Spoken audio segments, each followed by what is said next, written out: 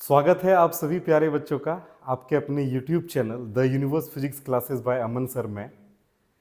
बच्चों, मेरी तबीयत थोड़ी ख़राब हो गई थी, इस वजह से कुछ दिनों से वीडियो नहीं आ पाया था, उसके लिए रियली सॉरी।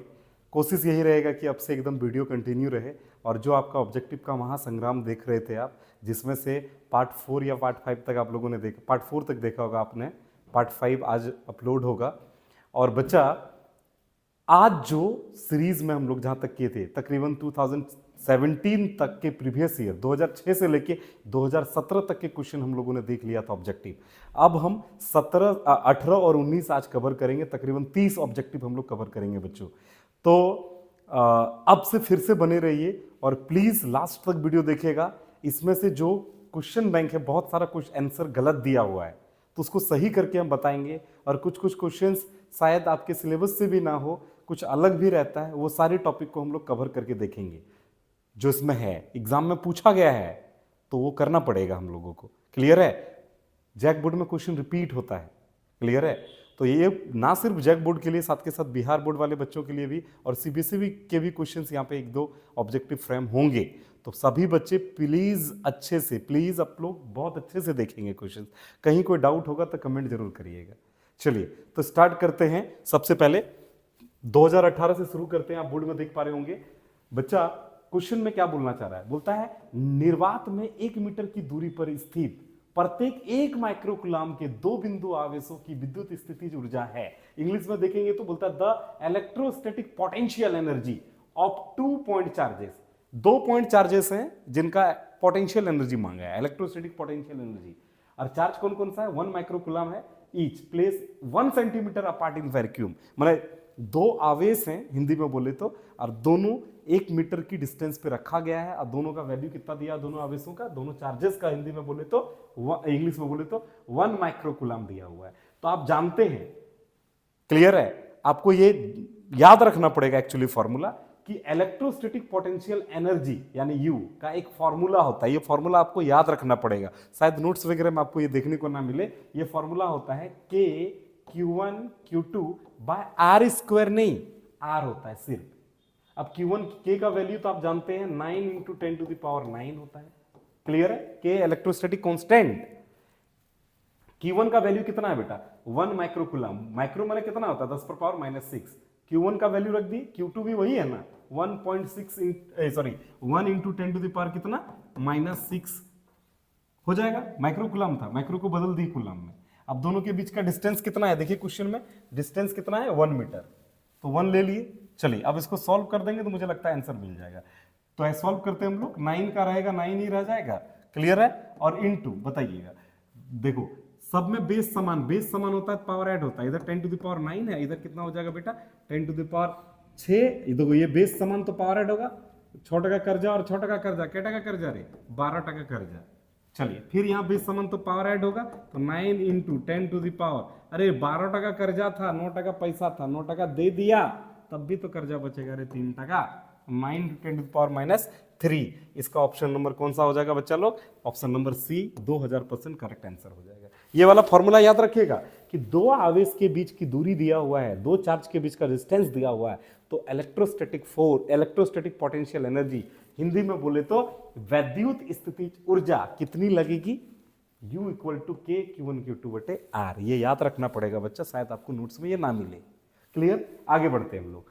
बोलता है 1 किलो वॉट घंटा बराबर है, थोड़ा इसको बड़ा करके देख लेते हैं आपको, इस क्वेश्चन सबको थोड़ा बड़ा बड़ा करके दिखाते हैं हम आपको। क्वेश्चन में बोला गया है बच्चा 1 किलो वॉट घंटा किसके बराबर है? देखिए इसको आपको डायरेक्ट याद रखना पड़ेगा। एग्जाम में एक चीज याद रखिएगा, किलो, फर्स्ट ईयर में ये जनरली पढ़ना होता है, किलोवाट घंटा, किलोवाट आवर, ये किसकी यूनिट होती है? एनर्जी की यूनिट होती है। और एनर्जी कैसा यूनिट क्या है? जूल। हिंदी में बोले तो कार्य, क्या कहते हैं, किलोवाट घंटा जो है वो किसकी यूनिट है, किसकी मात्रक है? वो है बेटा ऊर्जा का मात्रक है, ना कि शक्ति का।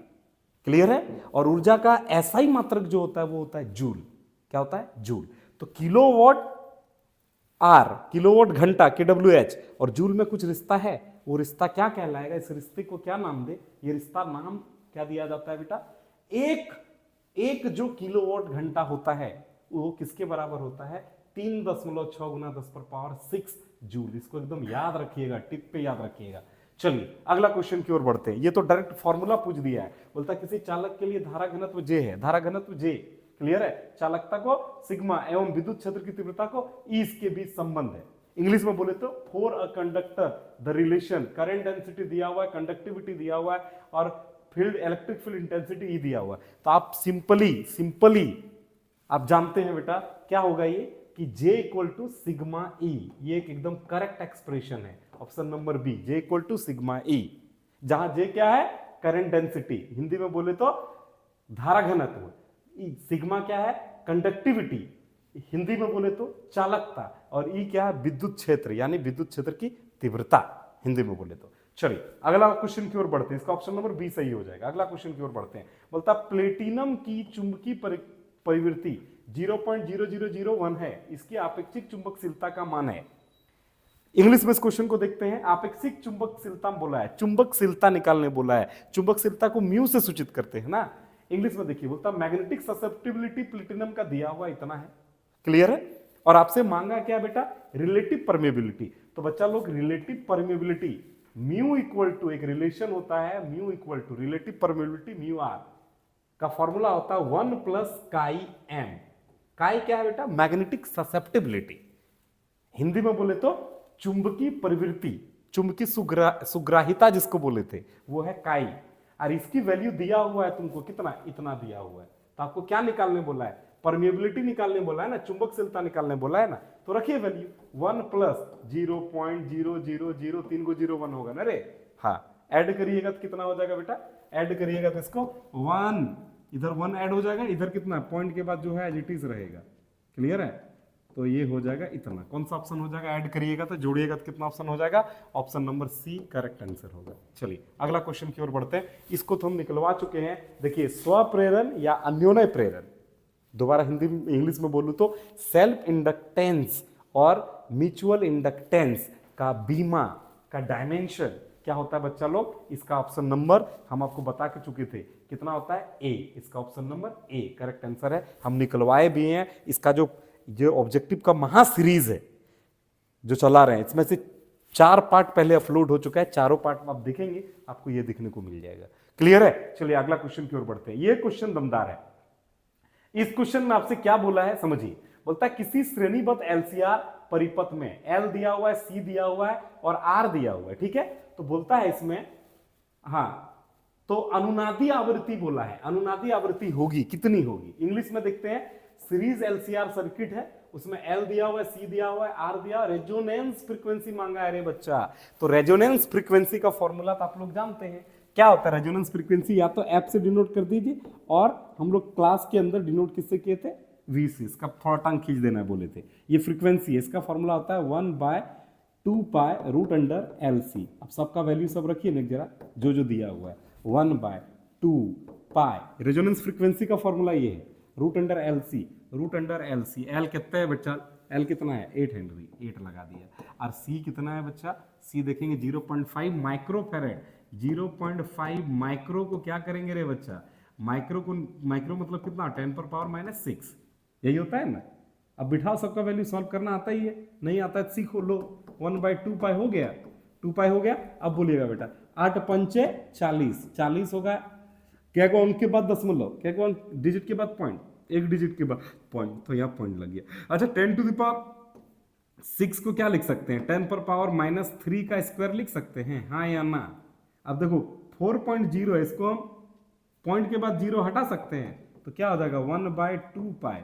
4 को क्या लिख सकते हैं 2 का स्क्वायर, और बेटा 10⁻³ का ये तो होल स्क्वायर है, ये है, क्लियर है। दोनों से स्क्वायर स्क्वायर हट जाएगा तो रूट हट जाएगा, तो क्या हो जाएगा 1/2 पाई इंटू 2 बाहर आ गया, और क्या बाहर आ गया 10⁻⁻3, क्लियर है। तो बेटा इधर देखेंगे तो क्या हो जाएगा 10⁻⁻3 ऊपर जाएगा 10⁻+3, और नीचे कितना पाई, 2 2 जा 2 दूनी 4 पाई। 10⁻3 का मतलब कितना होता है रे, 10⁻3 का मतलब 1000, और बेटा नीचे कितना 4 पाई। कटाना आता है, कटाइए तब, 2 दूनी 4, अरे 2 2 जा 4, और बेटा 5 2 जा 10, 5 दूनी 10, क्या को 0 2 0, और एक बार कटाएगा तो कितना हो जाएगा 250, नीचे में क्या है बेटा पाई। तो 250 पाई सही आंसर होगा, ऑप्शन नंबर कौन सा, एक बार देखिए ना, option number C correct answer होगा। चलिए अगला क्वेश्चन की ओर बढ़िए, ये याद रखिएगा, बढ़िया क्वेश्चन था ये, ऑब्जेक्टिव फ्रेम यहाँ पे होगा। क्लियर है? तो बच्चा लोग थोड़ा एक्टिव रहना है, मजे से पढ़ना है, और ऑब्जेक्टिव सब छोड़ना नहीं है, रगड़ के करना है। जो बच्चा सारा पार्ट नहीं देखा है प्लीज सारा पार्ट देखिएगा। आप देखिएगा बेटा 25 नंबर का एग्जाम में क्वेश्चन ऑब्जेक्टिव आपका जग बोर्ड में पूछेगी ना, तो 25 में से तकरीबन 15 प्लस आपको इसी से घुमाएगा जितना मैं करा रहा हूँ। प्लीज कर लीजिएगा। किसी बच्चे को पास होने में डर लग रहा है ना जग बोर्ड में, ऑब्जेक्टिव सब करिए ना, 25 नंबर का ऑब्जेक्टिव है। क्लियर है? सारा पार्ट तो देखिए फटाफट, आज सारा करिए। कोई दिक्कत होता है तो बात करिएगा, कॉन्टैक्ट करिएगा, कमेंट करिएगा वीडियो पे। क्लियर है? और बेटा मैं तबीयत साथ नहीं दे रहा, नहीं तो सारा मेरा भी मन करता है मेरा बच्चा लोगों के लिए जितना वीडियो अपलोड कर पाए, लेकिन दिन भर का क्लास और तबीयत बीच में डाउन हो गया था। जो ऑफलाइन क्लास कर रहा हूँ उन लोगों को पता होगा। क्लियर है? तो इस वजह से वीडियो लेके नहीं आ पाए थे। कोशिश करेंगे कि बेटा जितना आप लोग का सारा जो डिमांड है वो पूरा कर पाएँ। देखते हैं जितना हद तक हो पाएगा। पहले ऑब्जेक्टिव तो भी लेके चलते हैं। अभी सरस्वती पूजा का छुट्टी होगा, उसमें होगा तो चैप्टर वैप्टर भी अपलोड कर देंगे। चलिए देखते हैं, आगे की ओर बढ़ते हैं। बोलता विद्युत चुंबकीय तरंग में विद्युत क्षेत्र और चुंबकीय क्षेत्र के परिमाणों के बीच संबंध बताना। इंग्लिश में बोले तो बिना पढ़े क्वेश्चन आपको हम बता रहे हैं, मैग्नेटिक फील्ड और इलेक्ट्रिक फील्ड में रिलेशन बताने बोला है। चलिए, तो magnitude of electric and magnetic field कहां पे, इलेक्ट्रिक फील्ड और मैग्नेटिक फील्ड का रिलेशन ढूंढा है कहां पे, बोलता है इलेक्ट्रोमैग्नेटिक वेव्स। कैसे रिलेट करता है, इंग्लिश में दोबारा समझाने की कोशिश कर रहा हूं। बोलता है the magnitude of electric and magnetic field. Clear है? In an electromagnetic wave. तो बेटा देखिए, इलेक्ट्रिक फील्ड और मैग्नेटिक फील्ड का रिलेशन इलेक्ट्रोमैग्नेटिक वेव में क्या होता है, इसके लिए आपको डायरेक्ट याद रखना पड़ेगा एक फॉर्मूला। देखो बेटा, आप जैसे कि आपको सिखाते हैं, देखो आपने पढ़ा है ना ए बी सी, ऐसे पढ़ा है ना, यही से रिलेशन आ जाएगा। कैसे? ए को ए मत पढ़िए, आप ई पढ़िए, ई बी सी, के बी सी नहीं रे, E B C equal to, मतलब ई बी सी, यही रिलेशन होता है मैग्नेटिक फील्ड और इलेक्ट्रिक फील्ड में। जहां ई क्या है, कौन सा फील्ड, इलेक्ट्रिक फील्ड, बी कौन सा फील्ड है, मैग्नेटिक फील्ड, और सी क्या है, स्पीड ऑफ लाइट। अगर एयर मीडियम या फ्री स्पेस की बात करें तो ई नॉट हो जाएगा, बी नॉट हो जाएगा। क्लियर है या नहीं है? तो क्वेश्चन में कौन सा रिलेशन ऑप्शन दिख रहा है आपको, ऑप्शन नंबर आपको E not equal to B not C, यही दिख रहा है क्या, option number B correct answer हो जाएगा। चलिए अगला क्वेश्चन की ओर हम लोग बढ़ते हैं। अगला क्वेश्चन बड़ा शानदार होगा। चलिए देखते हैं क्या कहना चाह रहा है क्वेश्चन, थोड़ा स्पीड करने की कोशिश करते हैं। बोलता है जब एक प्रकाश तरंग हवा से कांच में जाता है, कहां से कहां तक जा रहा है रे, हवा से कांच में जा रहा है, तो क्या होता है, इंग्लिश में बोले तो जब when a light passes through, जब कोई लाइट पास करता है किससे, या जब कोई लाइट ट्रेवल करता है किससे, एयर से ग्लास में बोल रहा है, तो क्या होगा। तुम सोचो बेटा, एयर मीडियम से, हवा से ग्लास में घुस रहा है, कांच में घुसेगा, डेंसर मीडियम हो गया ना, सघन माध्यम हो गया ना कांच, तो स्पीड लाइट की घटेगी ना, और स्पीड घटेगा तो उसकी क्या घटेगी, वेवलेंथ घटेगी, तरंग दैर्घ्य घटेगी ना, तरंग दैर्घ्य लेंथ घटेगी। तो कौन सा ऑप्शन हो जाएगा, उसका तरंग दैर्घ्य घटता है, यही ऑप्शन पहला ही हो जाएगा, तरंग दैर्घ्य बढ़ेगा नहीं। क्लियर है? Option number A correct answer हो जाएगा। चलिए, तो ऑप्शन नंबर ए इसका करेक्ट आंसर हो जाएगा। अगला क्वेश्चन की ओर देखिए, बोलता आवृत्ति h वाले फोटोन का संवेग है, इंग्लिश में momentum of a photon of a frequency, दिया हुआ है फ्रीक्वेंसी मान लेते हैं इसको, ऐसे फ्रीक्वेंसी तो न्यू, इसको न्यू से सूचित करते हैं, आवृत्ति को न्यू से सूचित करते हैं। तो बेटा इसका रिलेशन कैसे निकलेगा, इसको समझाने की कोशिश करता हूं। चलिए, इसका रिलेशन के लिए आप थोड़ा सा बच्चा लोग यहां पे हम लोग देखने की कोशिश करते हैं, नोटपैड में खोल लेते हैं। देखो, किसी फोटोन की ऊर्जा इक्वल टू होता है बच्चा लोग, इक्वल टू होता है एच न्यू। क्लियर है? ये होता है किसी फोटोन का ऊर्जा energy equal to H nu, हम जानते हैं। अच्छा, दूसरी चीज बेटा, दूसरी चीज इक्वल टू एक फॉर्मूला और भी होता है, एमसी स्क्वायर, आइंस्टीन का formula equal to MC square, सभी जानता है, नहीं जानता है रे, तो यहां से बेटा एच न्यू बराबर एम सी स्क्वायर। अच्छा, एम सी स्क्वायर को हम क्या लिख सकते हैं, एगो सी गुना एगो सी, सी गुना सी स्क्वायर, अरे हाँ या ना, सी तो इधर भेज देंगे बेटा, सी तो इधर गुना में, इधर आके भाग में हो जाएगा, तो क्या हो जाएगा, भागा में डिवाइड में हो गया, इधर क्या बचा, एम सी, एम मने होता है द्रव्यमान, सी मने होता है वेग। क्लियर है? दूसरे शब्द में इंग्लिश में बोलेंगे तो मास इंटू वेग, वेलोसिटी। और मास इंटू वेलोसिटी कहलाता है मोमेंटम। मोमेंटम इंग्लिश में बोलेंगे, हिंदी में बोलेंगे तो संवेग। तो संवेग P इक्वल टू क्या आ गया बेटा, यहाँ से P इक्वल टू इधर क्या बचा आपका h न्यू बाय c। इसको याद रख लीजिएगा एकदम, h न्यू बाय c। चलिए आते हैं बेटा हम लोग वहां पे, देखते हैं हम लोग का कहां तक कौन सा ऑप्शन हो जाएगा सही, एक बार देखते हैं। चलिए तो हमारा ऑप्शन नंबर कौन सा सही हो जाएगा बेटा, h न्यू बाय c, ये ऑप्शन हो जाएगा। क्लियर है, A option is 2000% correct answer. ठीक है, चलिए तो इसका 9 नंबर का क्वेश्चन का आंसर हो जाएगा ए नंबर। 10 नंबर क्वेश्चन की ओर बढ़िए। इसमें एक फॉर्मूला है, इसको आपको याद रखना पड़ेगा बेटा लोग। क्या है फॉर्मूला, समझिए। इसमें बोलता है किसी प्रयोग में प्रकाश विद्युत निरोधी विभव, प्रकाश विद्युत निरोधी विभव दिया हुआ है। निरोधी विभव इंग्लिश में बोले तो क्या दिया हुआ है मेरा, बैरियर पोटेंशियल दिया हुआ है। क्लियर है, certain the photo electric cut off voltage या बैरियर पोटेंशियल वोल्टेज जो भी बोलिएगा, इन एन सर्टन एक्सपेरिमेंट दिया हुआ, इतना वोल्ट दिया हुआ है। The maximum kinetic energy emitted photon electron is, maximum kinetic energy क्या होगा। तो देखो बेटा इसको एक डायरेक्ट फॉर्मूला याद रखिएगा सभी बच्चे, नोट्स में ये देखने को नहीं मिलेगा। देखो kinetic energy, maximum kinetic energy का एक फॉर्मूला होगा। काइनेटिक एनर्जी को किसमें नापेंगे, अरे इस केस में फोटोन जो निकलता है ना किसी धातु की सतह से, यानी मेटल सरफेस से जो फोटोन निकलती है उसकी ऊर्जा को किसमें, उसकी एनर्जी को किसमें नापते हैं, इलेक्ट्रॉन वोल्ट में। ये जो वोल्ट होगा ना ये वही वाला वोल्टेज हो जाएगा, कट ऑफ वोल्टेज। क्लियर है। अच्छा इलेक्ट्रॉन का वैल्यू कितना होता है, ई का वैल्यू कितना होता है 1.6 इंटू 10⁻⁻19 कूलम ऐसे होता है। और बेटा वी का वोल्टेज कितना दिया हुआ है 1.5। बोलिएगा हमको इन दोनों को जब आप मल्टीप्लाई करिएगा 16 इंटू 15 को, तो बेटा ये तकरीबन 240 समथिंग ऐसे आएगा। क्लियर, एक बार करके देख लेते हैं ना। चलिए 6 पंचे 30 की 0, हाँ मेरा 3 5 3 8 और इधर हो गया 16। कितना हो गया बच्चा लोग, 6 6 12 13 14 14 के 4 240 हो गया। 2 डिजिट के बाद पॉइंट पड़ेगा, 2 डिजिट के बाद पॉइंट दे दिए। ठीक है, अब इधर देख लीजिएगा, अरे 2 डिजिट के बाद पढ़ना पड़ेगा, 1 डिजिट के बाद यहाँ 1 डिजिट के बाद यहाँ। अब इधर देखिए बेटा 10 टू द पावर कितना है 19 है, तो ये कितना हो जाएगा 10 टू द पावर -19। कौन सा ऑप्शन दिख रहा है बच्चा लोग, ऑप्शन नंबर मुझे लग रहा है सी है शायद, राइट सी है, एकदम 200% करेक्ट आंसर है, सी आंसर है। चलिए तो आगे बढ़ते हैं।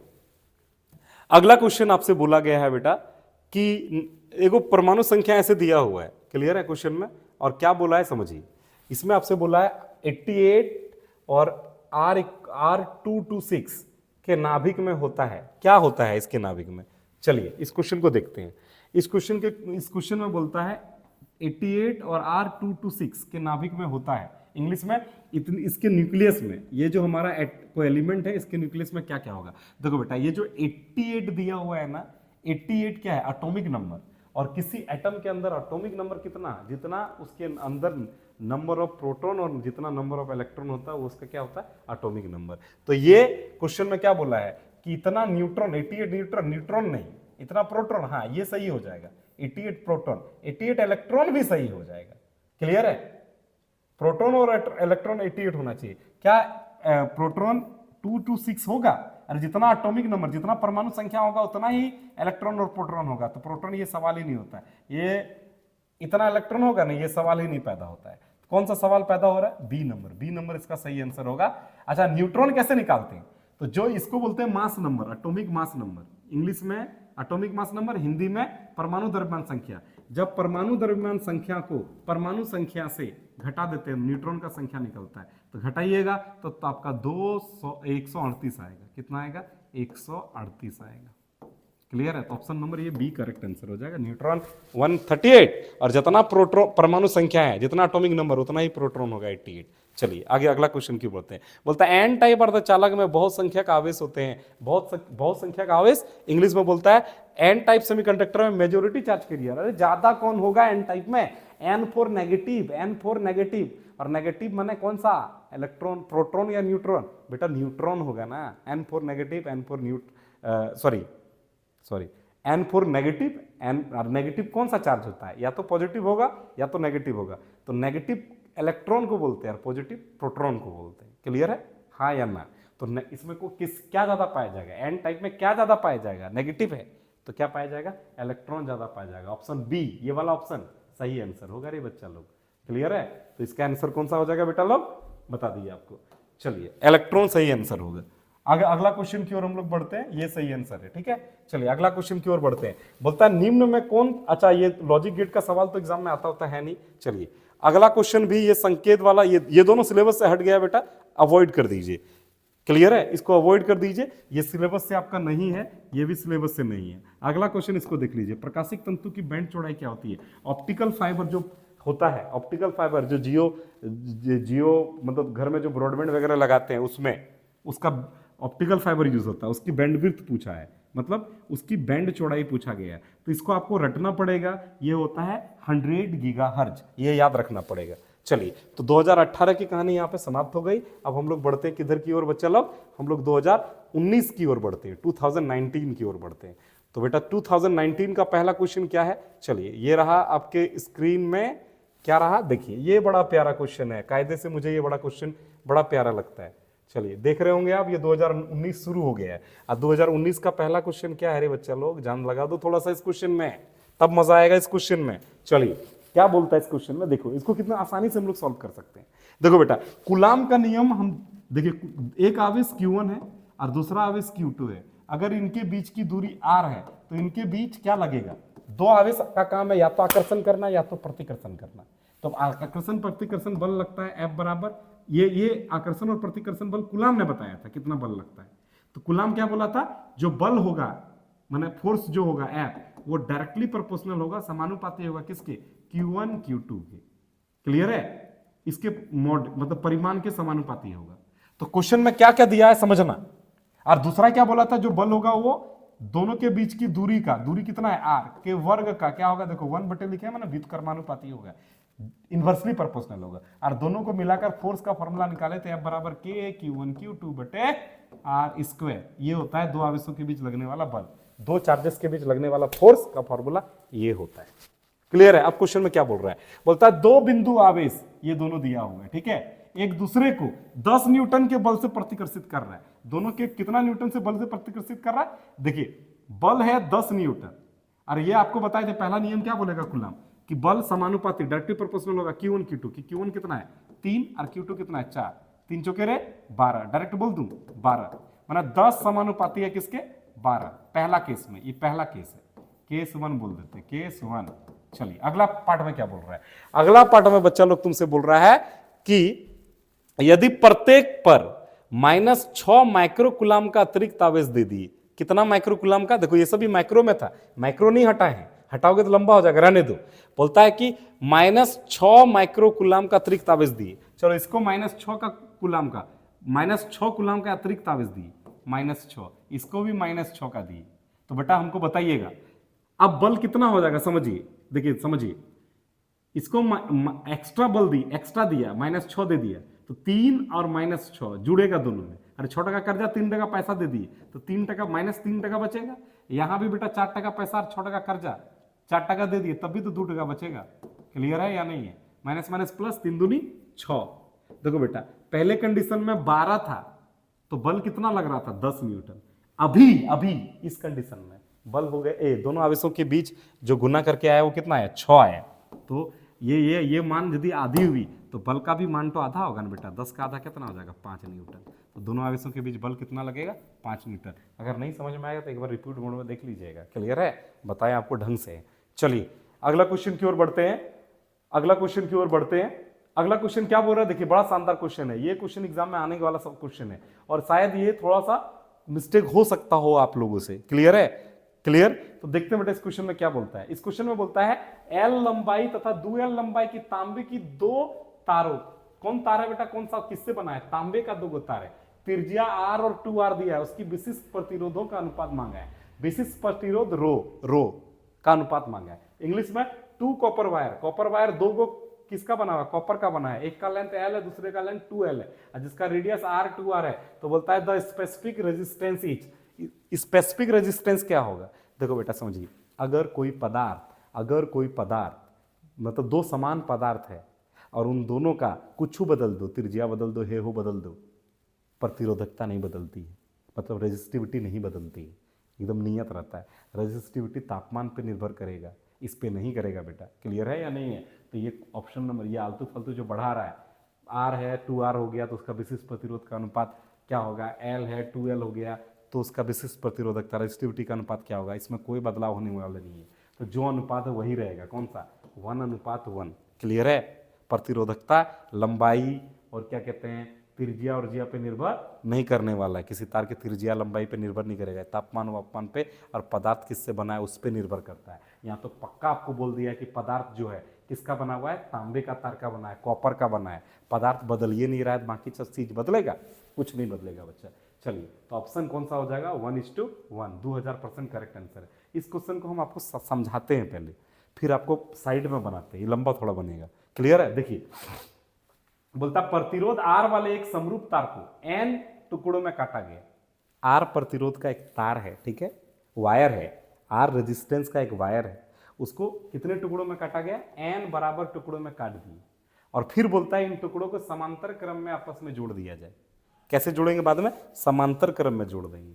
तो बोलता है समतुल्य प्रतिरोध निकालिए। इंग्लिश में बोलता है uniform wire of resistance R, R resistance का कोई वायर है उसको एन पीसेस में, एन इक्वल पीसेस में तोड़ दिए।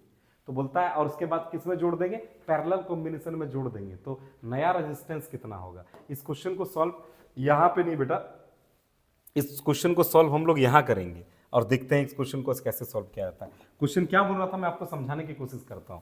बोलता है एक वायर था जिसकी रेजिस्टेंस आर था, उसको आप कितने टुकड़ों में तोड़ दिए, एन टुकड़ों में तोड़ दिए और पैरेलल में जोड़ेंगे। क्लियर है? माने समांतर क्रम में जोड़ेंगे। तो एन टुकड़ों में तोड़ दिए। एक वायर है, इसका मान लेते हैं इसका रेजिस्टेंस प्रतिरोध जो है वो कितना है, आर है। अब इसको एन टुकड़ों में तोड़ दिए। चलिए एन टुकड़ों में, पहला टुकड़ा, फिर दूसरा टुकड़ा, फिर तीसरा टुकड़ा, फिर चौथा टुकड़ा, ऐसे कहां तक टुकड़ा, एन टुकड़ा तक तोड़ दिए। ठीक है, और सबको किस क्रम में जोड़ दिए, सबको समांतर क्रम में लो जोड़ दिए। चलिए तो बेटा टोटल प्रतिरोधकता थी आर, आर और एन टुकड़े में तोड़े, एन टुकड़ा में तोड़े तो एगो का प्रतिरोध, एगो का रेजिस्टेंस, सिंगल का रेजिस्टेंस कितना हो जाएगा, टोटल है आर और एन को टुकड़ा में तोड़े तो इसका रेजिस्टेंस कितना हो जाएगा, आर बाय एन, इसका भी रेजिस्टेंस आर बाय एन, इसका भी रेजिस्टेंस आर बाय एन, इसका भी रेजिस्टेंस आर बाय एन। अच्छा इसको मैं मान लेता हूं अपने मन से, मैं इसको मान लेता हूं R1, इसको सब बराबर है तो ये भी R1 हो जाएगा, ये भी हो जाएगा R1, ये भी हो जाएगा R1, मान लिए, हाँ या ना। आज सब समांतर क्रम में जुड़ा हुआ है, पैरेलल कॉम्बिनेशन में जुड़ा हुआ है। तो संयोजी प्रतिरोध माने रिजल्टेंट रेजिस्टेंस, इसका फॉर्मूला क्या हो जाएगा, 1/R1 1/R2, R2 नहीं सब में R1 माने है ना, बराबर में है तो 1/R1 1/R1 होगा। एलसीएम कितना हो जाएगा बेटा, 1/R इक्विवेलेंट। ऐसे कितना बार जुड़ेगा, n बार जुड़ेगा तो 1/R इक्विवेलेंट इक्वल टू, देखो बेटा ये n बार जोड़ रहा है सब, एलसीएम तो यहाँ R ही हो जाएगा, R1 ही हो जाएगा। ये n बार जोड़ रहा है तो यहाँ डायरेक्ट n लिख देंगे, कोई दिक्कत नहीं ना, पलटिए तो R इक्विवेलेंट इक्वल टू कितना हो जाएगा, R इक्विवेलेंट ऊपर चल जाएगा, R1 ऊपर चला, इसको पलटे उसको भी, इसको पलटे तो उसको भी पलटेंगे तो ऊपर क्या चला जाएगा रे बच्चा लोग, R1 ऊपर चला जाएगा और n नीचे आ जाएगा। चलिए R1 का मान तो एक बार बताइए ना कितना है, R1 का मान एगो प्रतिरोध, एगो तार का प्रतिरोध कितना हो जाएगा, तो बेटा R/n एगो का है, नीचे कितना है n, n2 आ जाएगा तो क्या हो जाएगा R/n²। ये बड़ा प्यारा क्वेश्चन है। तो R इक्विवेलेंट कितना हो जाएगा, इन सभी का R इक्विवेलेंट कितना हो जाएगा, R/n²। चलिए ऑप्शन चेक करिए कौन सा है, मजा आया होगा। क्लियर है? इस तरह के क्वेश्चन पूछते हैं कभी कभी, ये बड़ा प्यारा क्वेश्चन था, सीबीएसई भी इस तरह के क्वेश्चन पूछ लेता है। क्लियर है? तो बेटा कौन सा ऑप्शन हो जाएगा, देखो पहला में ही आ गया है, कौन सा ऑप्शन है ये देखिए, ए नंबर होगा करेक्ट आंसर। ठीक है, चलिए ए नंबर है करेक्ट आंसर। अगर दिक्कत हुई होगी तो एक बार दोबारा देख लीजिएगा, एकदम समझ में आएगा, 200% समझ में आएगा, घबराना नहीं है। दिक्कत होगी तो बात करिएगा। चलिए बोलता है अब अगला क्वेश्चन है, बढ़िए अगला क्वेश्चन की ओर बढ़िए। अगला क्वेश्चन क्या कहता है समझिए, बोलता है एक प्रोटॉन है, ठीक है, एक प्रोटॉन है 5 टेस्ला, क्लियर है, कि समान चुंबकीय क्षेत्र में लंबवत दिशा में इतना मीटर प्रति सेकंड के वेग से प्रवेश करता है। फोटोन पर क्रियाशील चुंबकीय बल क्या मान कितना है, माने कोई फोटोन है, कोई आवेश मान लीजिए, और वो कितने वेग से दौड़ रहा है, इतना वेग से दौड़ रहा है, दिया हुआ है क्वेश्चन में। तो बोलता है उस पर क्रियाशील बल कितना होगा। इंग्लिश में क्या बोल समझिए बेटा, एक फोटोन है जो कुछ वेलोसिटी के साथ दौड़ रहा है, तो उस पर क्रियाशील, उस पर एक्ट करने वाला फोर्स कितना होगा, कहाँ पे दौड़ रहा है, कोई मैग्नेटिक फील्ड में दौड़ रहा है।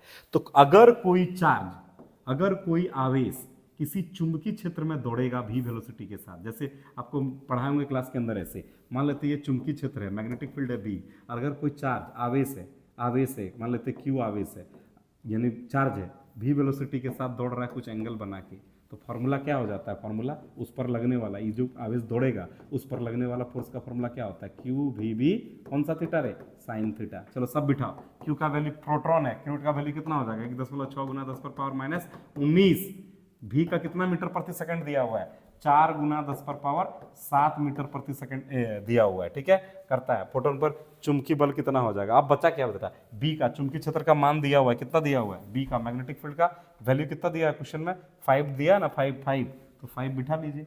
अब बताइए अब क्या बचा, साइन थीटा, लंबवत बोल रहे हैं रे, तो साइन कितना डिग्री, लंबवत बोल रहा है, परपेंडिकुलर बोल रहा है, साइन 90 डिग्री। अब सबको सॉल्व करिए बेटा, क्या हो जाएगा, इधर देखिए 16 को मल्टीप्लाई कर दीजिए 5 से, 16 पंचे 80 हो जाएगा, और एक डिजिट के बाद पॉइंट, तो यहाँ पॉइंट हो गया, क्लियर। अब क्या बचाएगा, 4 भी तो बचा है यहाँ पे, ठीक है। अब और तो कुछ नहीं है, साइन 90 डिग्री का वैल्यू कितना हो जाता है, इसका वैल्यू होता है तो 1, इधर कितना बचेगा 10 पर पावर, यहाँ पे 7 है और यहाँ पे 19 है, चलो दे दो 7, 7 पैसा बेस सामान तो पारा होगा रे, 7 कर्जा था, पैसा था, दे दिया कर्जा वाला को, 7 कर्जा इससे उतर गया, कितना बचा 10 पर पावर माइनस 12, ठीक है 12 बचा। चलिए 8 चौके 32, ये पॉइंट के बाद दशमलव का कोई मतलब नहीं है, 8 चौके 32 इंटू 10 पर पावर माइनस का 12, ऑप्शन नंबर कौन सा है, अरे 32 नहीं है 3.12 के है, तो अगर ये दशमलव तो इधर खिसकाते हैं, अगर इधर बाएं एगो अंक यहाँ कुछ नहीं है, अब यहाँ बीच में दशमलव भरेंगे, दशमलव हटाने के लिए यहाँ 10 से गुना करना होगा ना, अब 10 से गुना करेंगे, इधर कितना है 10 पर पावर माइनस का 12, तो 10 से गुना करेंगे तो आंसर क्या हो जाएगा बेटा, हमको जरा बताइएगा, 3.2 गुना, यहाँ पे कुछ नहीं है तो बेस आधार है, अरे 32 को 3.2 लिखें, ये दशमलव तो हटाने के लिए 10 से गुना करेंगे तब ना 32 आ जाएगा, क्लियर है या नहीं है। अब 10 लिख दिए, तब 10 पर पावर कुछ नहीं है तो 1 है ना, 12 कर्जा में 1 पैसा दे दिए तो 11 कर्जा रहा है रे, तो 3.2 इंटू 10⁻11, ऑप्शन नंबर कौन सा है रे 11, option number B correct answer है। चलिए अगला क्वेश्चन की ओर बढ़ते हैं बेटा, अगला क्वेश्चन हमसे क्या कह रहा है, बड़ा प्यारा क्वेश्चन हो सकता है। चलिए ये तो आप जानते हैं बेटा, केवल प्रेरक युक्त प्रत्यावर्ती धारा परिपथ में धारा और वोल्टता के बीच कालांतर कितना होगा, फेज पूछ रहा है, किसके किसके बीच, कौन सा सर्किट होना चाहिए, बोलता है सर्किट क्या है बेटा, phase difference between current end voltage in AC circuit containing inductance contain करे या कैपेसिटेंस कंडक्ट करे, दोनों के बीच फेज कितना होता है 90 डिग्री होता है, चाहे इंडक्टिव सर्किट हो चाहे कैपेसिटिव सर्किट हो, फेज डिफरेंस कितना होगा वोल्टेज और करंट का 90 degree, option number A correct answer होगा, 2001% करेक्ट आंसर हो जाएगा। चलिए तो अगला क्वेश्चन, ये इसका आंसर कौन सा हो जाएगा बेटा 90 डिग्री, चलिए समझ में आया, ऑप्शन नंबर ए सही आंसर है। देखिए इस क्वेश्चन का आंसर इसमें गलत दिया हुआ है, क्या गलत दिया, बोलता है यदि गामा किरणें एक्स किरणें माइक्रो किरणें का निर्वात में चाल कर्म से इतना इतना है, क्लियर है, तो ऑप्शन दिया हुआ है, उसके चाल के आधार पे, मतलब बोला है कि कुछ Vg Vx Vm are the speeds of gamma किरण, गामा का स्पीड दिया हुआ है, एक्सरे का स्पीड दिया है, माइक्रोवेव का स्पीड दिया हुआ है इन वैक्यूम, देन इसको अरेंज करना है किस फॉर्म में, तो बेटा देखिए ये सारे इलेक्ट्रोमैग्नेटिक वेव है, और इलेक्ट्रोमैग्नेटिक वेव का बेटा स्पीड कितनी होती है, फ्री स्पेस में 3 × 10⁸ मीटर पर सेकेंड होती है, स्पीड ऑफ लाइट के बराबर होती है, क्लियर है। हिंदी में बोले तो सभी ये जितने दिए हुए हैं सब विद्युत चुंबकीय तरंगे हैं, और विद्युत चुंबकीय तरंगे की चाल निर्वात में 3 × 10⁸ मीटर प्रति सेकेंड होता है। तो बच्चा क्या आप ही बताइए मेरे को कि चाल सबका समान होगा ना अलग अलग होगा, सबका एकदम समान होगा बेटा, जितने भी विद्युत चुंबकीय तरंगे हैं इलेक्ट्रोमैग्नेटिक वेव है सबका स्पीड सेम होगा बेटा, तो यहाँ पे ऑप्शन नंबर ए इसका करेक्ट आंसर होगा, ए, ये वाला जो सी दिया है शायद इसमें, ये सी गलत आंसर है, क्लियर है या नहीं है, सबका समान होगा। चलिए आगे बढ़ते हैं, बोलता प्रकाशिक तंतु किस सिद्धांत प्रकार करता है, on which principle does optical fibre act, किस प्रिंसिपल पे ऑप्टिकल फाइबर वर्क करता है, टोटल इंटरनल रिफ्लेक्शन, कितनी बार ये बातें जिक्र हुई होगी या याद रखिएगा आप, क्या प्रकाश का पूर्ण आंतरिक परावर्तन टोटल इंटरनल रिफ्लेक्शन होगा बेटा इसका करेक्ट आंसर, समझ में आई बात, क्योंकि प्रकाश का व्यतिकरण तो कुछ और ही है, क्लियर है, ये वाला ऑप्शन होगा ही नहीं। अगला क्वेश्चन क्या, अगला ऑप्शन क्या था बेटा, अगला ऑप्शन था प्रकाश का परावर्तन, प्रकाश का परावर्तन क्या है, लाइट किसी माध्यम में आया टकरा के वापस चला गया, हो गया प्रकाश का परावर्तन, क्लियर है? अपवर्तन क्या है? लाइट किसी माध्यम से टकराया और प्रवेश, जब एक माध्यम से दूसरे माध्यम में लाइट जाती है तो वो मुड़ जाती है। तो ये सब ऑप्शन होगा नहीं। कौन सा ऑप्शन होगा? एकदम प्रकाश का पूर्ण आंतरिक परावर्तन। चलिए अगला क्वेश्चन की ओर देखते हैं। इसका एक पैटर्न का क्वेश्चन हम देख चुके हैं, ये दूसरा पैटर्न में डायरेक्ट पूछा है। इसका हम डायरेक्ट फॉर्मूला देख चुके थे पहले पार्ट में, अब उसका डायरेक्ट क्वेश्चन दिया। बोलता है खगोलीय दूरबीन में दोनों लेंसों की फोकस दूरियां, दो लेंस का फोकस दूरी दिया हुआ इतना इतना। बोलता सामान्य संयोजन में दोनों लेंस के बीच की दूरी क्या है? इंग्लिश में देखिए, बोलता है in N astronomical telescope focal length of the two lenses. अरे एस्ट्रोनॉमिकल टेलीस्कोप में, खगोलीय दूरदर्शी में क्या होता है बेटा? हम लोगों का दो को लेंस होता है, एक आई लेंस और एक ऑब्जेक्टिव लेंस। अभिदृश्यक और नेत्रिका दो लेंस होता है, दोनों का फोकस दूरी दिया है। बोलता नॉर्मल एडजस्टमेंट में क्या होगा बेटा? उनके बीच का डिस्टेंस। देखो बेटा, नॉर्मल एडजस्टमेंट में जो डिस्टेंस होता है वो दोनों लेंसेज की फोकस दूरी को जोड़कर मिलता है, एफ ओ और एफ ई। एफ ओ माने अभिदृश्यक वाला लेंस का, ठीक है, और एफ ई माने होता है आई लेंस का फोकस दूरी। तो कितना कितना दिया हुआ है? 0.3 दिया और 0.05 दिया हुआ है। जोड़िएगा, जोड़ना आता है ना बेटा? चलिए जोड़ लीजिए, कितना हो जाएगा? इसको मत करना 5 3 8 बुड़बगनी, तो ऐसे नहीं करना। 0.05 है और नीचे पॉइंट जहाँ है पॉइंट को मिलाइए, उसके बाद 3 है, इधर 0 है। क्लियर? ऐसे जुड़ेगा, यहाँ कुछ नहीं है तो 0 दे दीजिए। 5 3.0 कितना है? 0.35। Option number 0.35, option number C दिख रहा होगा। क्लियर है या नहीं है? चलिए 9 नंबर का क्वेश्चन देखते हैं। लास्ट 3 क्वेश्चन, 3-4 क्वेश्चन आपका बचा हुआ है। देखिए ये क्वेश्चन पिछले पार्ट में भी हम लोग देख चुके हैं। क्या निम्न में कौन सी घटनाएं दर्शाती है? प्रकाश अनुप्रस्थ तरंग है। Which of the following phenomenon shows the light is a transverse wave? तो ये हम लोग देख चुके हैं। कौन सा? प्रकाश का ध्रुवन। ये गलत दिया हुआ डिफ्रेक्शन ऑफ लाइट, ये गलत आंसर है। इसमें कौन सा ऑप्शन हो जाएगा बच्चा लोग? इसका प्रकाश का ध्रुवन। देखो हमने क्या क्या पढ़ा है अपने सिलेबस में? प्रकाश का विवर्तन पढ़ा है, डिफ्रेक्शन ऑफ लाइट पढ़ा है। ये इसमें ट्रांसवर्स नेचर लाइट का जिक्र नहीं है, अनुप्रस्थ तरंग है लाइट, ये जिक्र नहीं है। प्रकाश का परावर्तन में, अपवर्तन में भी जिक्र नहीं है, व्यतिकरण में भी जिक्र नहीं है, अरे रिफ्रैक्शन में भी जिक्र नहीं है और इंटरफेरेंस में भी जिक्र नहीं है। जिक्र सिर्फ किसमें है? पोलराइजेशन में। इसको याद रखिएगा। क्लियर है? वो तीनों नहीं हुआ तो ऑब्वियसली यही होगा।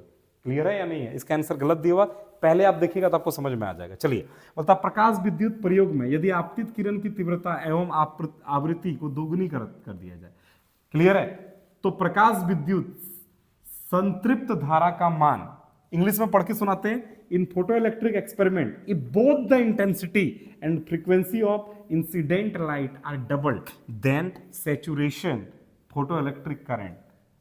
क्लियर है? देखो बेटा फोटोइलेक्ट्रिक करंट क्या होगा? अगर क्या क्या बढ़ा दे रहे हैं? फ्रीक्वेंसी बढ़ा दे रहे हैं, आवृत्ति बढ़ा दे रहे हैं और तीव्रता बढ़ा दे रहे हैं, डबल कर दे रहे हैं। अरे भैया तीव्रता भी डबल, इंटेंसिटी भी डबल कर दिया, फ्रीक्वेंसी भी डबल कर दिया, तो क्या बदल जाएगी बेटा?